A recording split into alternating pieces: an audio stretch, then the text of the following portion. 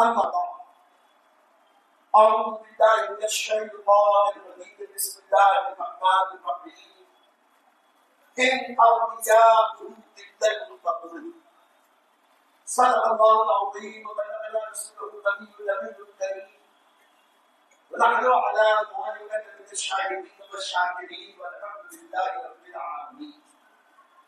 قال الله تبارك وتعالى في شان حبيبه تعالى إن الله وملائكته يصلون على النبي يا أيها الذين آمنوا صلوا عليه وسلموا تسليما. اللهم صل على سيدنا محمد صلى الله على النبي وعلى آله وسلم. السلام عليك والسلام عليك يا رسول الله وعلى آلك وأصحابك يا حبيب الله. آدم عليه يا رب السلام. آدم عليه يا رب السلام. دم شاهد الله بعالم السلام. آدم عليه يا رب السلام. دم شاهد الله بعالم السلام. الله يعظم بمن بسر سامع مدد اور ریاضم بمن بسر سامع مدد قبلہ کی مدد تابعی مدد انتظار دم کست بلی عینی را اتبا چوب خدا بیت خدا دم مدد. حضور سرورائے رسولت سیدی سرکار امین ملت دیگر علماء کرام دین اسلام بھائیوں وسیل پر السلام علیکم. وعلیکم السلام ورحمۃ اللہ وبرکاتہ. رات چھوٹی ہے بات ترتیب تنظیم کے وقت گزارنے کا موقع ہے، اس لیے میں نے سرکار اس کے مداخی سے اپنی گفتگو کا آغاز کیا، اس لیے کہ جس شہنشاہ والا کی آپ زیارت کر رہے 11ویں پشت سے یہ آدمی پیمانے کے امیر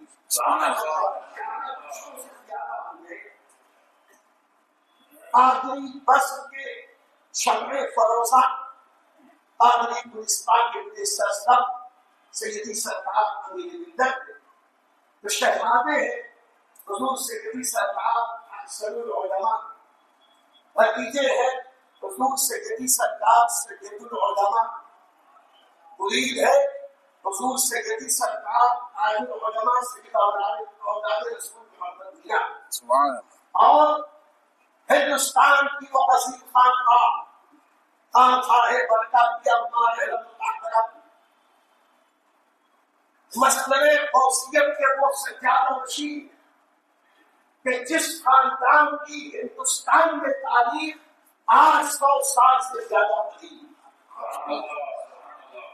صاحب تاج الصغرا سید پیر محمد علیہ رحمۃ کے نام سے لے کر آج حضور سید امام کیا تھا، یہ جو طویل سلسلہ ہے، یہی خاندان کا شان ہے کہ میرے دماغ نے اس خاندان کو دیکھا تو بے ساختہ کہا یا رسول اللہ تیری نسل پاک میں ہے تیری نسل پاک میں ہے بچہ بچہ نور کا تو ہے عین نور تیرا سر کرے. کشمیری گھرانے کے پورے سرسد یہاں موجود اور 800 سال کوئی دن ایسا نہ ہوا کہ اس خاندان میں کوئی عادل نبیل فاضل جلیل نہ ہوا. میں مہینے اور سال سنی کی بات نہیں کرتا، کوئی دن ایسا نہ ہوا کہ کوئی اللہ کا ولی اس خاندان والا شان نہ.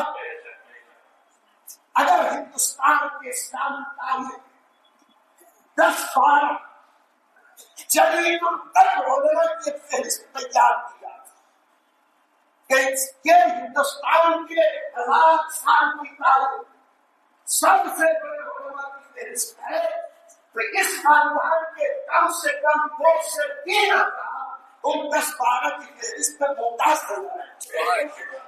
حضرت سیدی سرکار دی رحمت اللہ کے کرام، حضرت سیدی مرتضیٰ حسین نبی، حضرت دی غلام نبی آزاد کی کرام، ہم کس کا نام دے کس کا چھوڑے، اس لیے کہ جو سرور جس جگہ ہے نہیں آتا.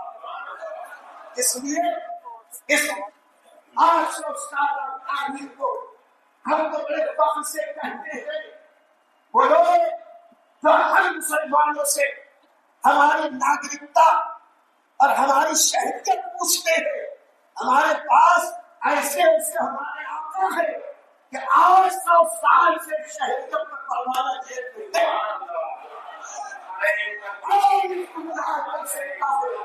ہمارے شک کا سرکار 800 سال سے ہندوستان کی شہریت کا وہ ثبوت لے کر گھوم رہے ہیں کہ ہمارے اچھے ثبوت نہیں دے سکتے تو ہمارے ساتھ گرم. اور پھر اگر اس طرف جائیں کہ بات لمبی ہو، بات تو حضور سیدی سرکار احسن العلماء ہی کی کرنی ہے. اس لیے کہ میرا میرے بزرگوں نے یہی سکھایا، صاحب اس ہی پر زیادہ گفتگو ہو. سیدی سرکار احسن العلماء جب نام سامنے آتا ان کا چہرے سے وہ گلمبد تاکیدہ پیشانی، وہ سرمدی نگاہیں، وہ پتلے پتلے ہونٹ، وہ چہرے پر دلاویز تاثر، وہ درد منظروں کے ساتھ دل سوزی کرنے والے، چھوٹے بڑے کو اپنانے والے، اور سب سے بڑی بات یہ کہ نبی کی غلامی کا ایسا دم بھرنے والے کہ بڑے فخر سے کہتے تھے کہ جاری ہے تاروں سے جیسا سلسلہ آنا. حضور اعلیٰ حضرت کے مسلک سے ایسے وابستہ حضرت نے خود موجود ہے، بیان کریں گے کہ آخری وصیت اور نصیحت کی اپنے شہزادوں کو تو یہی کی تھی، جو مسلک اعلیٰ حضرت والا ہے وہ میرا ہے، اور مسلک اعلیٰ حضرت سے جدا ہے میں اس کا کوئی سے ملا. ایسی وفاداری، ایسی جاسباری مسلک اعلیٰ حضرت سے، ایسا بالحانہ شفق اللہ نے وعدہ فرمایا ہے، دین کی حفاظت میں کروں گا. ہر اور ہر زمانے دین کی حفاظت کے لیے اپنے مخصوص بندوں کو متعین کرتا، بڑی اللہ کے انتخاب کرتا بندوں میں ہمارے آقا نیکمت حضور سیدی سرکار احسن العلماء.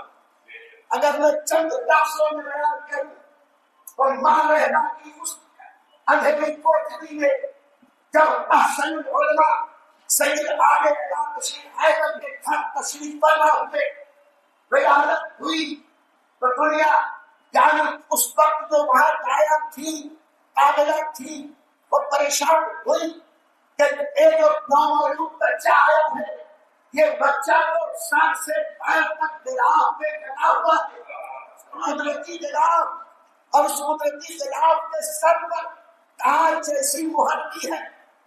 پریشان اندھیرا کمرہ، اب ایسے میں بچہ ایک قدرتی غلاف میں اس زمانے کی دیہاتی خاتون لاکھ کا کڑا پہنے ہوئے تھی، زمین پہ مارا، کڑے کو نوکیلا حصہ نکالا اور اس سے پر انہوں نے غلاف پر شراب دیا. جیسے ہی غلاف پر شراب ہوا سرکار احسن العلماء کے چہرے منور چمکایا، پورا تاریخ کمرہ بقعہ نور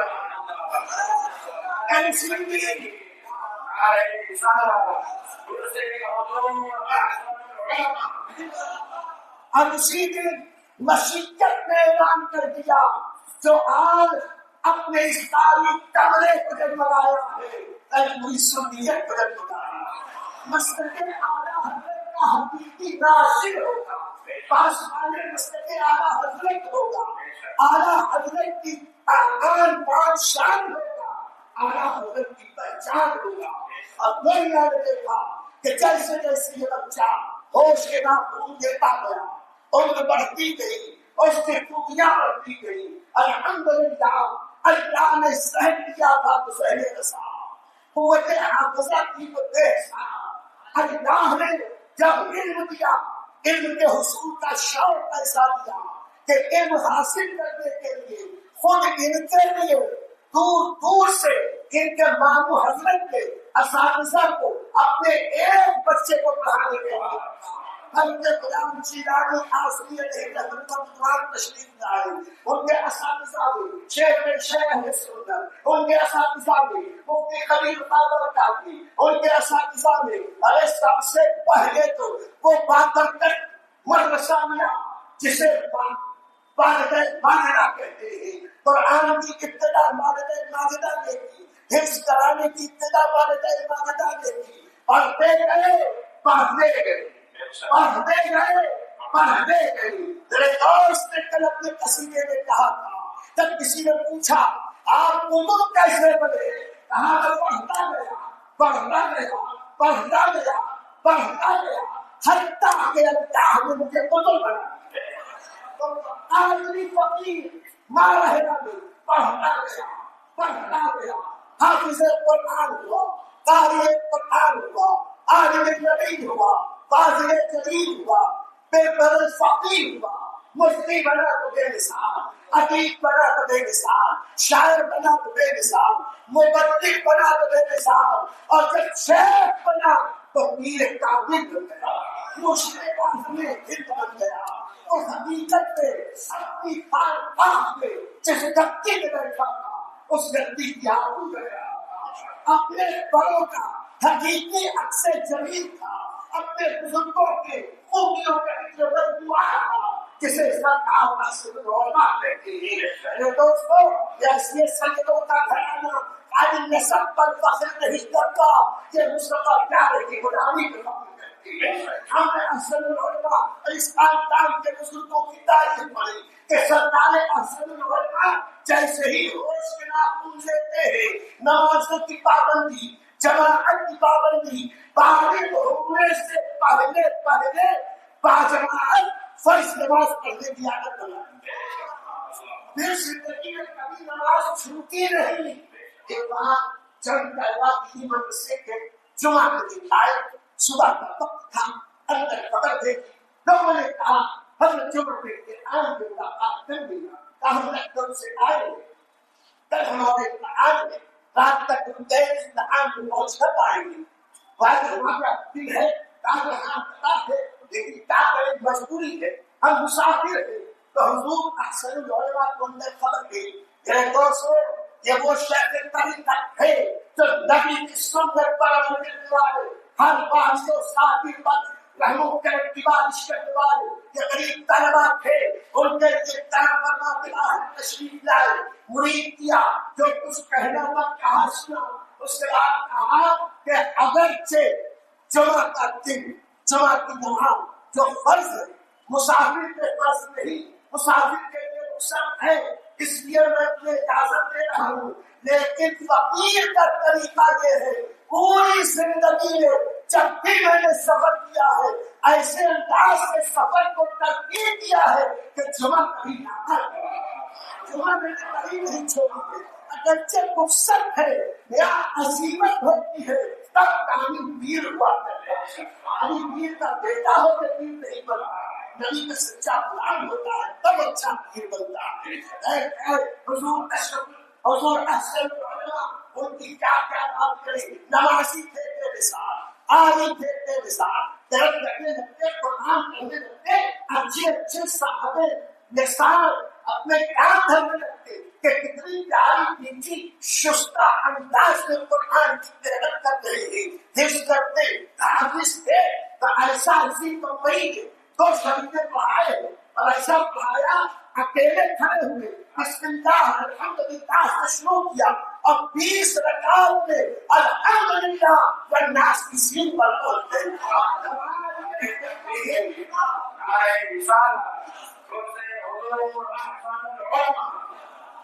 ایک تو اندھیری کی جانے مسجد میں، لیکن یہ بھی کران تھا کہ یہاں مسئلے کے عام ماحول کی طرح نہیں کہ اتنی تیز پڑھو کہ یادوں کے آگے تو سمجھ ہی نہ آ.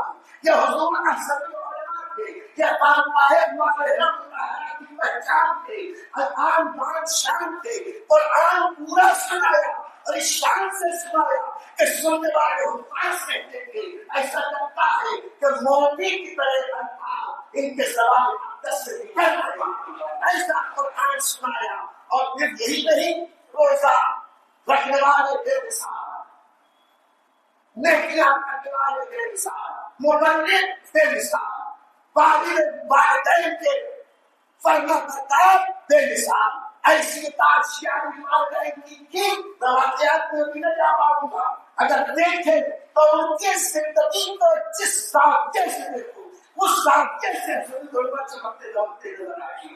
اگر باپ ہے تو بے مثال، اور اگر دلیل چاہیے تو بیٹے کو دیکھو کیسے ان کے باپ ہوں گے. تو شہزادے ایسے ہیں تو ان کے والد واجب کیسے ہوں گے، شہنشاہ کیسے ہوں گے. اگر بیٹے تھے تو بے مثال، بھائی تھے تو بے مثال، پیر تھے تو بے مثال، مرید تھے تو بے مثال، نبی کے امتی ہے تو بے مثال، غلامی رسول نے بے مثالی. بس کیا تو بے مثالی کی اور حد ہے کہ ہم اگر کہیں کہ کہنے کو بہت اشیاء میں مستقل آلہ حضرت ہے، کہنے کو بہت مستقل آلہ حضرت کے پاس مان ہے، لیکن آلہ حضرت پر اگر کوئی ساتھ خالقی کی تو اس زمانے میں سرکار حاصل آئے گا. ایک نہیں ایک سب میں ہم بتائیں گے کہ آلہ حضرت کو جیسے احسن العلماء نے جانا اور پہچانا، آج اس طرح اعلیٰ حضرت کو جاننے والا کوئی موجود نہیں ہے. اور آگے چلو میرے دوستو، حضور اعلیٰ حضرت کے اس عاشق ساتھ کے سنگین ہے، لیکن کبھی سیادت کی ٹھوس نہ جمائی. جب اپنے شہزادے کو امید کرنا ہوا، حضرت اشرفیہ حضرت افسانیہ کو امید کرنا ہوا، حضرت نصیب حضرت بنکاوی کو امید کرنا ہوا، اور حضور سرکار امین ملت کی والدین ماجدہ کو امید کرنا ہوا، تو اب ہم وہ کہ اس کا اعتراف کرنے والا حقیقت میں سچا مسلمان ہوتا ہے. اور اس وقت جب پہلی بار سید العلماء علیہ رحمۃ گھر میں آئے اور سرکار مفتی اعظم ہند تشریف لائے ہوئے تھے، تو کہتے ہیں دلہن وضو کر لو، آج ہم تمہیں ایک ایسے پیر کا مرید کرانے جا رہے ہیں تو ایسا پیر نہ پاؤ گے. کہا بھائی جان کس سے مرید کرواؤ گے؟ کہا سرکار مفتی اعظم سے مرید کراؤ گے.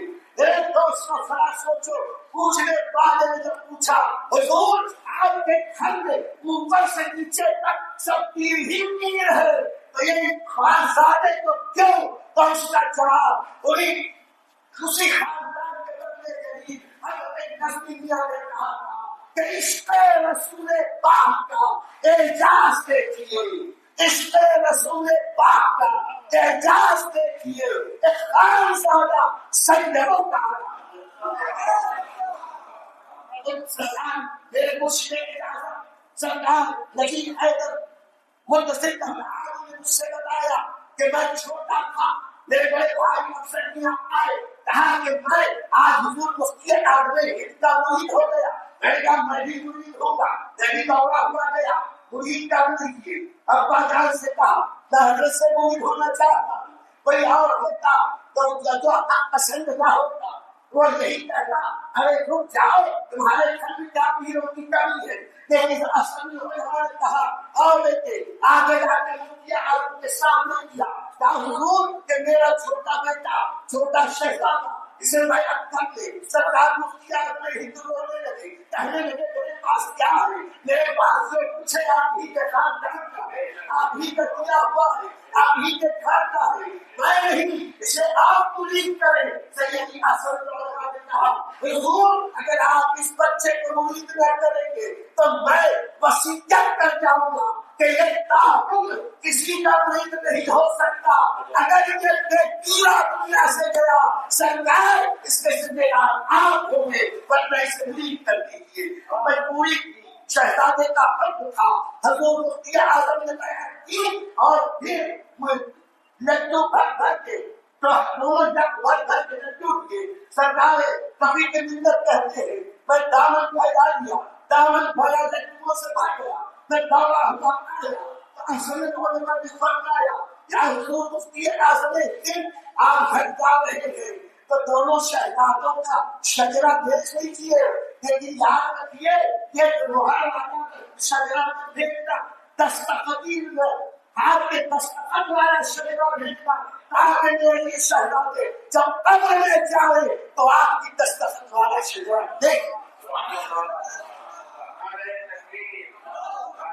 ارے دوستو، ان کی عظمت نبی پاک نے بتائی اور ہمیں سمجھ میں آئی۔ ہم نے ہمیشہ دیکھا آج 30 سال سے زیادہ یہ تبدیل ہوتا رہا، ہر بار دیکھا کہ حضور کا صلی اللہ کے سامنے سے آج تک جب اسٹیج لگتا ہے دربار میں، درگاہ معلیٰ میں، اسٹیج پر منبر پر علماء بیٹھے ہوتے ہیں اور سرکاران زمین پر بیٹھے ہوتے ہیں، ان کی عزت کیسے بناتے ہیں کہ عزت کو پاتے ہیں جو علم والے ہوتے ہیں۔ میرے دوستوں، وقت بہت بڑا کرامتیں بے شمار ہے، لیکن دو تین دن میں ایک کرامت، ایک عظیم اور شریف بات ہے آپ کے سامنے پیش کر کے رخصت گزاروں۔ کرامتیں بے شمار ہے، لیکن ایک کرامت میرے آقا نعمت فقیہ اللہ فقیہ اعظم ہند حضور مفتی شریف الحق امجدی نائب مفتی اعظم ہند نے خود تحریر فرماتے ہیں جب میں پہلی بار حج کے لیے مکہ مکرمہ گیا، عرفات کے میدان میں پہنچا، نیند کا پردہ ہوا، آنکھ بند ہو گئی، تو نیند کے عالم میں میرا نصیبہ بیدار ہوگا، سامنے سرکار احسن العلماء تشریف لے آئے، احسن العلماء کا دیدار ہوگا۔ اب انہوں نے مجھ سے کہا کہ مفتی صاحب آپ یہاں آئے، مجھ سے ملاقات بھی نہ کی، مجھے بتایا بھی نہیں، تو میں نے کہا حضور مجھے نہیں پتا تھا کہ آپ تشریف لائے ہیں۔ کہتے ہیں جب یہ بات ایسی ہوئی آپ کھل گئی، ہوا طبیعت میں عجیب کیفیت تاری ہوئی، ذکر اذکار دعا وقت گزرتا گیا، وقوف عرفہ ہوا، مزدلفہ آیا، اس وقت سامنے حضور احسن العلماء نے یہ تک فرمایا کہ دیکھو ابھی تک ملاقات نہ ہوئی، اللہ چاہے گا تو ملاقات بھی کر، اللہ چاہے گا تو ملاقات بھی ہو جائے گی، یہ کہا اور واپس میں خاک سے چلے گئے۔ مزدلفہ کی شب حضور شاہ بخاری نے بڑی تفصیل سے بیان کیا کیا تھا۔ ابھی میں فرماتے ہیں کہ میں ایک ویران کوشے کی طرف گیا، وہاں اندھیرا تھا، چٹائی بچھا دی، اس نے فرش بچھا کے بیٹھ گیا، کچھ دن اذکار کر رہا تھا، بیٹھے بیٹھے اندھیرے میں جب نگاہ پڑی تو میں چونک گیا، اس لیے مجھے ایسا لگا کہ میرے آقا سیدی سرکار مفتی اعظم ہند احرام کے لباس میں چلے آتے ہیں۔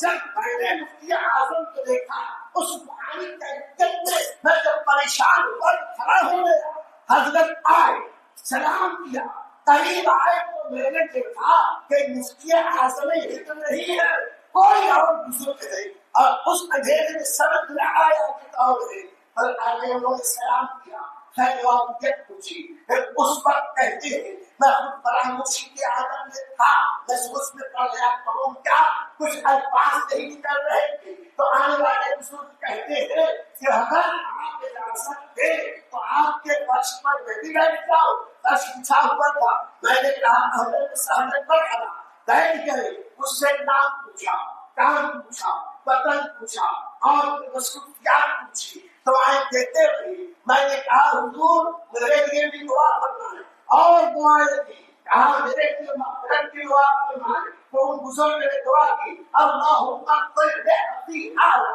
میرے اس بھائی کی مغفرت کر اے اللہ، دعائیں کی۔ پھر اب کچھ طرح کا پیش ہوا تو میں نے پوچھا کہ حضور آپ کون، آپ کا نام کیا، تو مسکراہ کرتے ہیں نام پوچھ کے کیا کیجیے گا، میں سیدانی آدمی آج یہاں کہہ رہا لیکن مجھے پتا اور نام پوچھ کے کیا کیجیے گا، بس اتنا سمجھ لیجیے وعدہ ملنے کا کیا تھا چلا، وعدہ ملنے کا کیا تھا چلا آیا، پھر مجھے چلے گئے اور یہ خود فراموشی کی عالم میں کافی دیر کے بعد ہوش آیا، کس نے وعدہ کیا تھا، کب وعدہ کیا تھا، کیسا وعدہ کیا تھا. یہ وہ بزرگ ہے کہ جن بزرگوں کی شان یہ ہے کہ جو دعویٰ کرتے ہیں وفا کرتے ہیں، کہ صرف مسلک اعلیٰ حضرت زندہ باد کا نعرہ نہیں لگاتے، مسلک اعلیٰ حضرت اور مذہب و بدعت کے لیے، عوام کے لیے جب جیسی ضرورت ہوتی ہے ویسے آگے بڑھایا کرتے ہیں. بڑی یہ پہچان سنو میرے دوستو. ہم نے احسن علماء کو دیکھا، سرکار مفتی اعظم کو دیکھا، حضور بہت بڑے بزرگوں کا ہم نے دیکھا، لیکن بڑی کی آخری ایک پہچان بڑھاپے میں جب اعضاء قوا مستحیل ہو جاتے ہیں، چہرے کی عادت اتر جاتی ہے، رنگت اتر جاتی ہے، انسان کا جسم جیسا ہوتا ہے ویسے ہی بڑھاپے میں چہرہ ہوتا ہے. لیکن جو ولی کامل ہوتا ہے اگرچہ اس کا جسم کیسا بھی ہو، بیماریوں میں مبتلا ہو، لیکن اس کا چہرہ چودھری کے چاند کی طرح ہوتا ہے. یہ اعظم ہند کا پورا بدن ایسا ڈھانچہ ہو گیا تھا کہ حضور سرکار مدینہ نے پاک کھایا تھا تو ایسا لگا جیسے میں نے پھول کو کھایا ہے. لیکن چہرہ دیکھو تو خدا یاد آئے. ایسے ہی خدا کی قسم احسن علماء کا چہرہ تھا، ان کا چہرہ دیکھو بڑھاپے میں بھی جوانوں سے زیادہ پورے کا نہ بدلا